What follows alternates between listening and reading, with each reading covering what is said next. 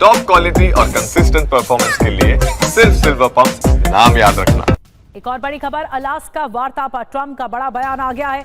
हम पुतिन के साथ बैठक करने वाले हैं, 2 मिनट में पता चलेगा समझौता होगा या नहीं। मीटिंग अच्छी या बुरी भी हो सकती है।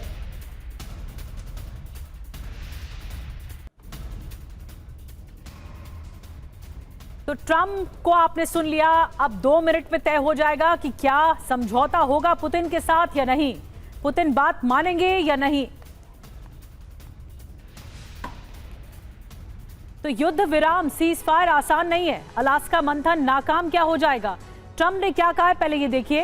पहले 2 मिनट में ही पता चल जाएगा कि समझौता होगा या नहीं। पुतिन के साथ बैठक अच्छी होगी लेकिन ये बुरी भी हो सकती है। जमीन की अदला बदली हो, ये यूक्रेन की भलाई के लिए है। रूस ने यूक्रेन में कब्जा किया है, हम कुछ वापस दिलाने की कोशिश करेंगे। 88% यूक्रेन के लोग शांति समझौता देखना चाहते हैं। अब देखिए ट्रंप के बयान के मायने क्या हैं। ट्रंप को भी युद्ध विराम होने का भरोसा नहीं है, यानी अभी भी संदेह के बादल हैं कि क्या सीज फायर होगा। अलास्का में ट्रंप पुतिन की मीटिंग से पहले ही यूरोप में समीकरण बदल रहे हैं, जो संकेत दे रहे हैं कि युद्ध विराम फिर लटक सकता है, क्योंकि पुतिन की शर्तों से ज़ेलेंस्की बौखला रहे हैं, जबकि ट्रंप लगातार दबाव बनाकर ज़ेलेंस्की को युद्ध विराम के लिए तैयार कर रहे हैं। इस बीच रूस ने हमले बढ़ा दिए हैं, जबकि यूक्रेन ने भी लंबे युद्ध की तैयारी शुरू कर दी है। इस बीच नेटो के दूसरे देश सामने आ गए हैं, जो यूक्रेन को पहले की तरफ बारूद सप्लाई करते रहेंगे।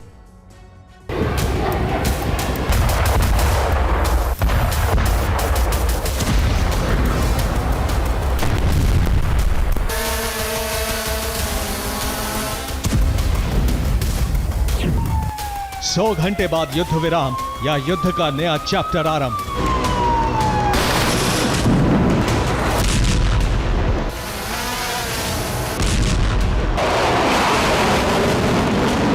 दोनों ही परिस्थितियों में यूक्रेन का संकट काल शुरू हो जाएगा।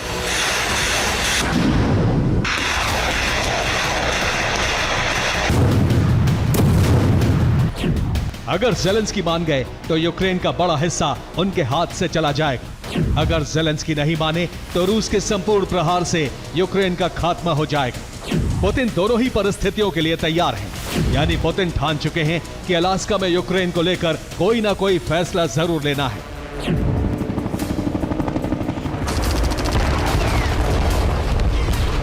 उधर अमेरिका ने भी तैयारी कर ली है। अगर ज़ेलेंस्की युद्ध विराम के लिए तैयार नहीं होते हैं तो यूक्रेन की सैन्य सहायता रोक दी जाएगी। अब सिर्फ यूक्रेन के पास दूसरे नेटो देशों से हथियार लेने के अलावा कोई विकल्प नहीं, जबकि नेटो इतना प्रोडक्शन नहीं कर सकता, इसलिए नेटो को अमेरिका से हथियार खरीदने होंगे।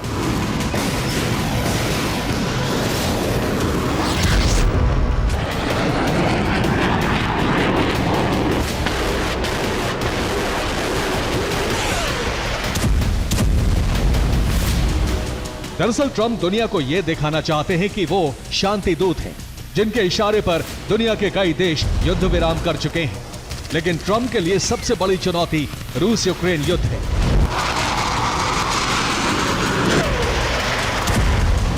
दोनों देशों के बीच सीज फायर कराने के लिए ट्रंप कई बार कोशिश कर चुके हैं।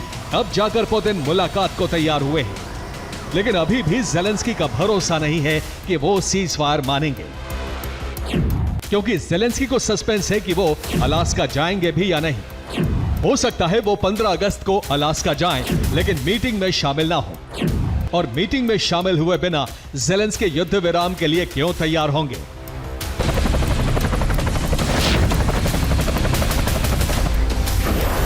वैसे भी पुतिन की शर्तें इतनी कठोर हैं कि ज़ेलेंस्की का उन शर्तों को मानना मुश्किल भरा फैसला होगा।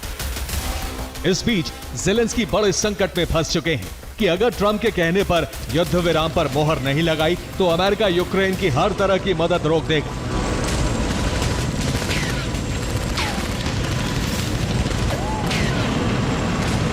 जिसमें सैन्य और वित्तीय सहायता दोनों शामिल है।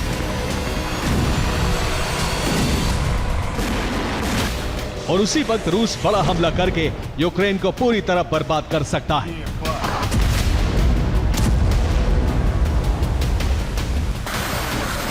ऐसे में खबर है कि ज़ेलेंस्की ने दूसरे नेटो देशों से गुहार लगाई है, जिससे अलास्का मीटिंग से पहले रूस को बड़ा नुकसान पहुंचाया जा सके।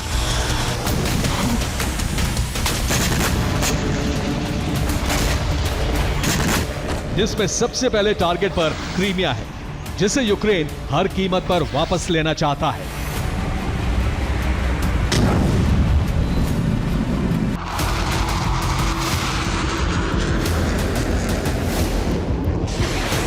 एक तरफ नेटो के साथ मिलकर यूक्रेन लंबे युद्ध की तैयारी में जुटा है, जिससे रूस के कब्जे में आए इलाकों को दोबारा वापस ले सके, जबकि दूसरी तरफ रूस ने भी हमले बढ़ा दिए हैं।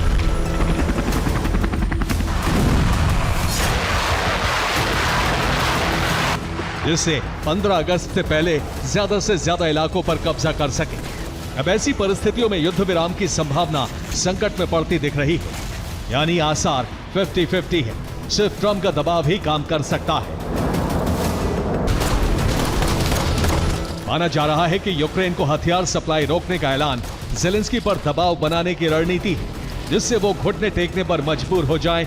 लेकिन ज़ेलेंस्की ने यूरोपीय देशों की तरफ मदद का हाथ बढ़ाया है। नेटो ने काला सागर में अपने 2 ही विमान भेजकर संकेत दिया है कि वो यूक्रेन की सैन्य मदद करते रहेंगे। अब युद्ध विराम हो या ना हो, लेकिन नेटो में फिर एक बार फूट पड़ सकती है। हथियार सप्लाई को लेकर अमेरिका से दूसरे नेटो देशों में टकराव सामने आ सकता है।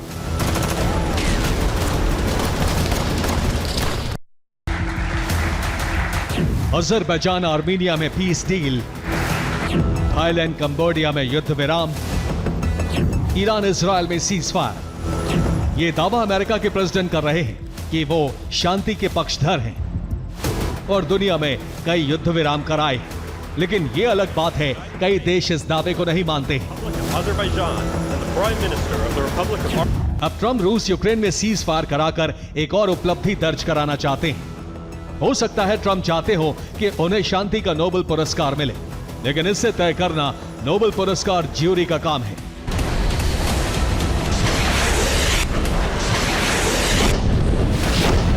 वैसे भी अभी रूस यूक्रेन में युद्ध विराम की संभावना बेहद कम दिख रही है, क्योंकि पुतिन की शर्तों के सामने ज़ेलेंस्की झुकने को तैयार नहीं है। बस ट्रंप दबाव बनाकर ऐसा करा सकते हैं। अगर ऐसा नहीं हुआ तो रूस बड़ा आक्रमण करके यूक्रेन के कई हिस्सों का विलय करा लेगा, जैसे 2014 में क्रीमिया पर कब्जा किया था। इस वक्त रूस सूमी, Kharkiv, Luhansk, Donetsk, Zaporizhzhia, Kherson में मजबूत स्थिति में है। इन इलाकों पर 90% से ज्यादा हिस्से पर कब्जा है, जबकि 15 अगस्त से पहले पूरे कब्जे का ऐलान किया जा सकता है। साथ ही कुछ और प्रांतों में बढ़त बनाई जा सकती है। यानी रूस का प्लान क्लियर है कि उसे यूक्रेन का बड़ा हिस्सा कब्जाना है, जिससे यूक्रेन का कनेक्शन पूरी तरह से काला सागर से काटा जा सके। Bureau report, TV9 Bharatvarsh.